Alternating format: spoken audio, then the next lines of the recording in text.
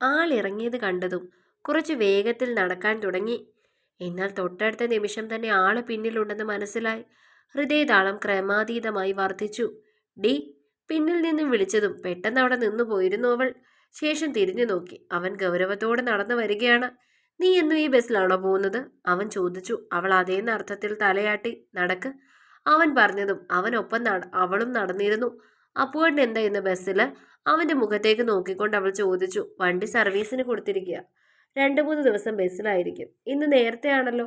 അവന്റെ മുഖത്തേക്ക് നോക്കി അവൾ പറഞ്ഞു. വണ്ടി സർവീസിന് കൊടുക്കാൻ വേണ്ടി ഇറങ്ങിയതാ. നാളെ മുതൽ ഈ സമയത്ത് കാണില്ല. നിന്റെ കൂടെ ഉണ്ടായിരുന്നത് ആരാ? അവളുടെ മുഖത്തേക്ക് നോക്കി ചോദിച്ചു. എന്റെ കൂട്ടുകാരിയാണ്. ആ കൊച്ചു 2-3 പ്രാവശ്യം എന്നെ നോക്കുന്നത് കണ്ടു. എന്താ സംഭവം? എന്നിട്ട് നിന്നോടെന്തോ പറഞ്ഞല്ലോ. അവനത് കണ്ടുവെന്നറിഞ്ഞതും അവൾക്ക് വെപ്രാളമായി. എന്തു പറഞ്ഞു എന്ന് അറിയാത്ത പോലെ അവൾ ഒരു നിമിഷം നിന്നു. അത് പിന്നെ ഞാൻ അവള് വാക്കുകൾക്ക് വേണ്ടി പരതി. അവളുടെ കണ്ണുകൾ ചുരുക്കി അവളെ ഒന്ന് നോക്കി. അത് അപ്പോട്ടിനെ കുറിച്ച് ഞാൻ അവളോട് പറഞ്ഞിട്ടുണ്ട്. അപ്പൊ കാണിച്ചു കൊടുത്തതാണ്. അതാണ് അപ്പോട്ടിനെന്ന്. എന്തു പറഞ്ഞിട്ടുണ്ട്? അവളുടെ കണ്ണുകളിലേക്ക് നോക്കി ഹൃദയത്തിലേക്ക് ആഴ്ന്നിറങ്ങിയുള്ളൊരു ചോദ്യം.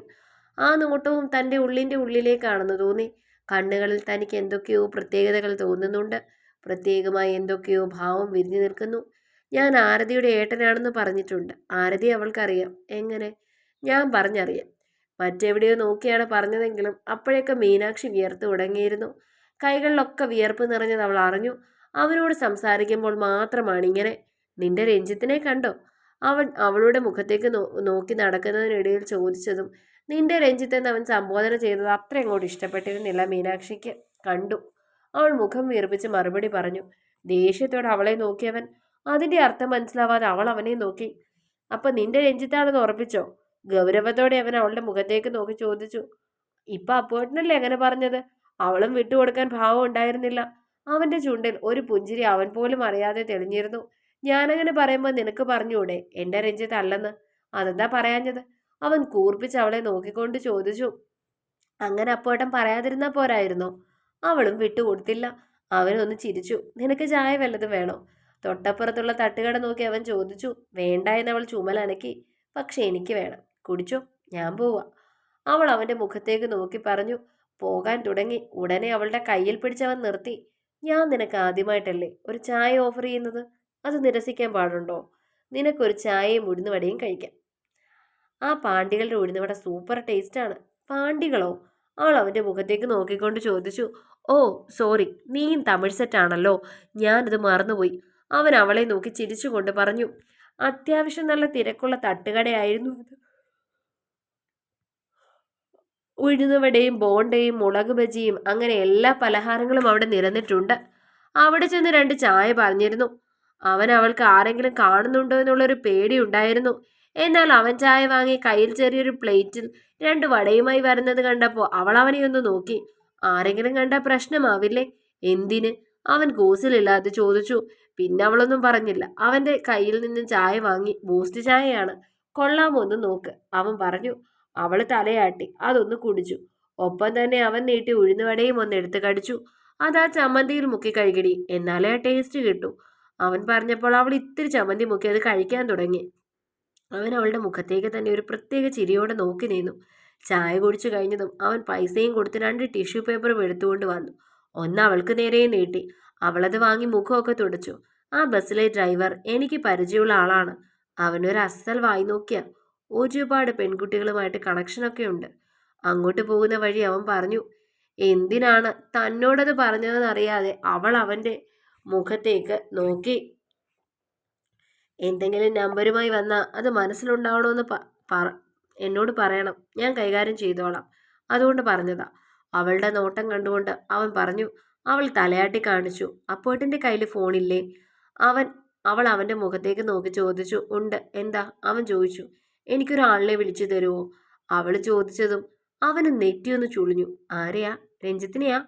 അവൻ ചോദിച്ചപ്പോൾ അവൾ കൂർപ്പിച്ച് അവനെ ഒന്ന് നോക്കി. അല്ല, എൻ്റെ ഒരു കൂട്ടുകാരിയുണ്ട്, മധുരയിലാ. വീട്ടിൽ നിന്ന് വിളിച്ച മാമി വഴക്ക് പറയും.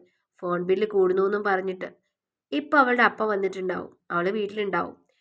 ഞങ്ങള് മധുരയിലുള്ളപ്പോൾ മുതലുള്ള കൂട്ടുകാരാ. എറണാകുളത്ത് വന്നപ്പോഴും വിളിക്കായിരുന്നു. ഇവിടെ വന്നതിന് ശേഷം അങ്ങനെ വിളിച്ചിട്ടില്ല. അവളിപ്പോൾ +1. ഏത് വിഷയം എടുത്തത്, എവിടെയാ പഠിക്കുന്നത് ഒന്നും അറിഞ്ഞിട്ടില്ല. ഒന്ന് വിളിക്കാൻ വേണ്ടിയായിരുന്നു. അവൻ പോക്കറ്റിൽ നിന്ന് ഫോൺ എടുത്ത് അവൾക്ക് നീട്ടി. എനിക്കിത് എങ്ങനെയാണെന്ന് അറിയില്ല, ഞാൻ നമ്പർ പറഞ്ഞുതരാം. അവൾ പറഞ്ഞപ്പോൾ അവൻ നമ്പർ പറയാൻ പറഞ്ഞു. അവൾ പറഞ്ഞു കൊടുത്ത നമ്പർ അവൻ ഡയൽ ചെയ്തു. പൈസ പോവോ, അവൾ ചോദിച്ചു. പിന്നെ ഫോൺ വിളിച്ചാൽ പൈസ പോകില്ലേ എന്ന് പറഞ്ഞ ആവശ്യത്തിന് വിളിക്കാതിരിക്കാൻ പറ്റുമോ? അവളുടെ മുഖത്തേക്ക് നോക്കി അവൻ മറുപടി പറഞ്ഞു, അതല്ല, അപ്പോയിട്ടിൻ്റെ കയ്യിൽ പൈസ ഉണ്ടോയെന്ന്. അത് സാരമില്ല, 200 രൂപയുടെ ഒരു കാർഡ് ഇട്ടതാ. എൻ്റെ കയ്യിൽ ഒരു 50 രൂപയുടെ കാർഡും കൂടി അഡീഷണൽ ആയിട്ട് ഇരിപ്പുണ്ട്. എന്തെങ്കിലും അത്യാവശ്യം ഉണ്ടെങ്കിൽ ഞാനത് ഉപയോഗിച്ചോളാം, നീ വിളിക്കും, അവൻ പറഞ്ഞു. അവൾ വേഗം ഫോൺ വാങ്ങി. റിങ്ങി പോകുന്നുണ്ട്. ഹലോ. മറുപുറത്തു നിന്നും ഒരു പുരുഷന്റെ ശബ്ദം കേട്ടപ്പോൾ തന്നെ അത് സെൽവനായിരിക്കുമെന്ന് അവൾക്ക് ഉറപ്പായിരുന്നു. സെൽവപ്പ, നാഥ, മീനാക്ഷി, ഗംഗയെങ്ങേ? അവൾ ചോദിച്ചതും ആദർശ് അവളെ തന്നെ നോക്കി നിന്നു. നല്ല ഒഴുക്കോടെ തമിഴ് പറയുന്നുണ്ടവൾ. മീനമ്മ. അപ്പുറത്ത് നിന്നും ഒരു പെൺകുട്ടി വിളിക്കുന്നത് കേട്ടതും അവന് ചിരി വന്നു പോയിരുന്നു. അവൻ മനസ്സിൽ ആ പേരൊന്ന് ഉരുവിട്ടു, മീനമ്മ. ഫോണിൽ ഗംഗയും മീനാക്ഷിയും തമ്മിൽ തമിഴ് വിശേഷങ്ങൾ പറയുകയാണ്. ഫോൺ കട്ട് ചെയ്യുന്നതിന് മുൻപ് ഇതാരുടെ നമ്പറാണെന്ന് ചോദിക്കുന്നുമുണ്ട്. അവൾ അപ്പുവിന്റെ മുഖത്തേക്ക് നോക്കി. നിനക്ക് വളരെ വേണ്ടപ്പെട്ട ഒരാളുടെ നമ്പറാണെന്ന് പറ. അവൻ അവളുടെ മുഖത്തേക്ക് നോക്കി പറഞ്ഞു. അവൾ തലയാട്ടി അങ്ങനെ തന്നെ തമിഴിൽ പറഞ്ഞു. ഈ നമ്പർ സേവ് ചെയ്യട്ടെ എന്ന് അവൾ ചോദിച്ചതും അപ്പുവിന്റെ മുഖത്തേക്ക് ഒന്നുകൂടി നോക്കിയിരുന്നു മീനാക്ഷി. സേവ് ചെയ്യാൻ അവൻ കൈ കാണിച്ചു. സംസാരം അവസാനിപ്പിച്ച് ഫോൺ കട്ട് ചെയ്ത് അവന്റെ കയ്യിൽ കൊടുത്തു. അവന്റെ പൈസ ഒരുപാട് തീരരുതെന്ന് കരുതി വളരെ കുറച്ചു മാത്രമാണ് സംസാരിച്ചത്. ബാലൻസ് നോക്കിക്കോ അപ്പുവേട്ടാ, ഒത്തിരി പൈസ പോയോന്ന്. അത് സാരല്ലടി, അവൻ പറഞ്ഞു. അവനും ആ നമ്പർ സേവ് ചെയ്തു വെച്ചു. അവള് ചോദിച്ചു, ഈ നമ്പറിൽ വിളിച്ചാൽ കിട്ടുമോ എന്ന്. എന്നെ കിട്ടുമെന്ന് പറയായിരുന്നില്ലേ?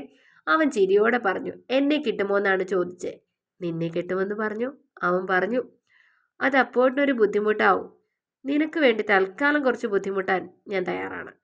അവളുടെ കണ്ണുകളിലേക്ക് നോക്കിയാണ് അവനത് പറഞ്ഞത്. അവളും ആ നിമിഷം അവന്റെ മിഴികളിലേക്ക് തന്നെ നോക്കി.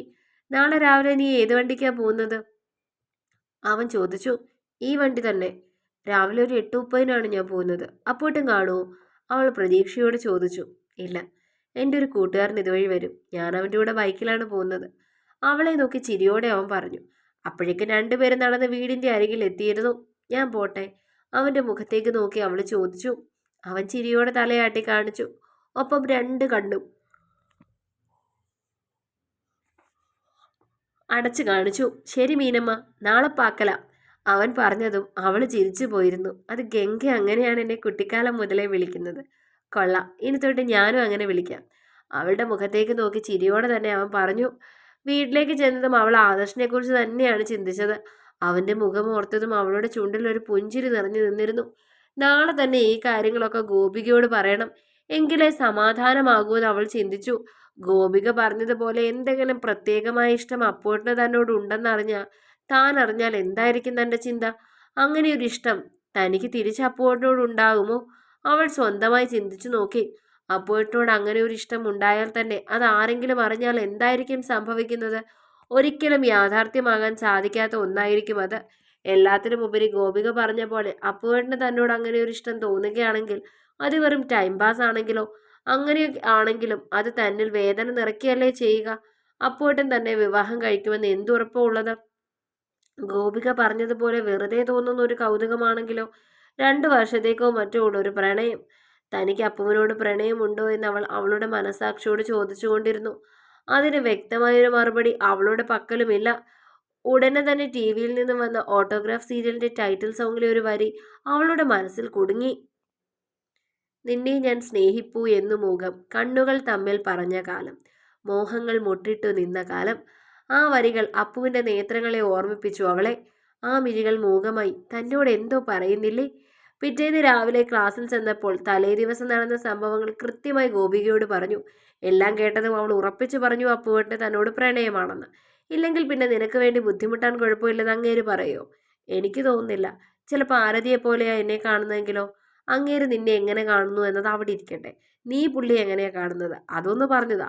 അത് ഞാൻ ആദ്യം കേൾക്കട്ടെ. ഗോപിക അവളുടെ മുഖത്തേക്ക് നോക്കി ചോദിച്ചപ്പോൾ എന്ത് മറുപടി പറയണമെന്ന് അവൾക്കും ആ നിമിഷം അറിയില്ലായിരുന്നു. ഇന്നലെ താൻ തന്നോട് തന്നെ ചോദിച്ച ചോദ്യങ്ങളാണ് ഇന്ന് ഗോപിക ഇങ്ങോട്ട് ചോദിക്കുന്നത്. നിനക്ക് പുള്ളിയെ ഇഷ്ടമാണോ?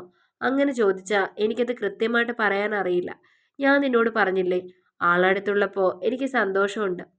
പക്ഷേ ഞാൻ ചില കാര്യങ്ങളെക്കുറിച്ചൊക്കെ ഇന്നലെ ആലോചിച്ചു. എന്ത് കാര്യങ്ങൾ? അപ്പോൾ എന്നെ ഇഷ്ടപ്പെടുകയാണെങ്കിൽ തന്നെ അത് സീരിയസ് ആയിരിക്കും എന്ന് ഉറപ്പുണ്ടോ? വെറുതെ നീ പറഞ്ഞതുപോലെ ഒരു ടൈം പാസ് ആണെങ്കിലോ? മാത്രമല്ല ഞങ്ങൾ തമ്മിൽ ഇഷ്ടപ്പെട്ടാൽ തന്നെ ഞങ്ങളുടെ കല്യാണം നടക്കുമെന്ന് തോന്നുന്നുണ്ടോ? ആ വീട്ടിൽ ശരിക്കും ഒരു അഭയാർത്ഥിയെ പോലെയാണ് ഞാൻ കഴിയുന്നത്. മാത്രമല്ല എൻ്റെ അമ്മ വീട്ടുപണിക്ക് പോയിരിക്കുക ഗൾഫിൽ. അങ്ങനെയുള്ള എന്നെ കല്യാണം കഴിക്കാൻ അപ്പോട്ടൻ തയ്യാറാകുമോ? ചിലപ്പോൾ എന്നോട് കാണിക്കുന്നത് ടൈം പാസ് ആണെങ്കിലോ? എന്നെ യൂസ് ചെയ്യാൻ ശ്രമിക്കുകയാണെങ്കിലോ?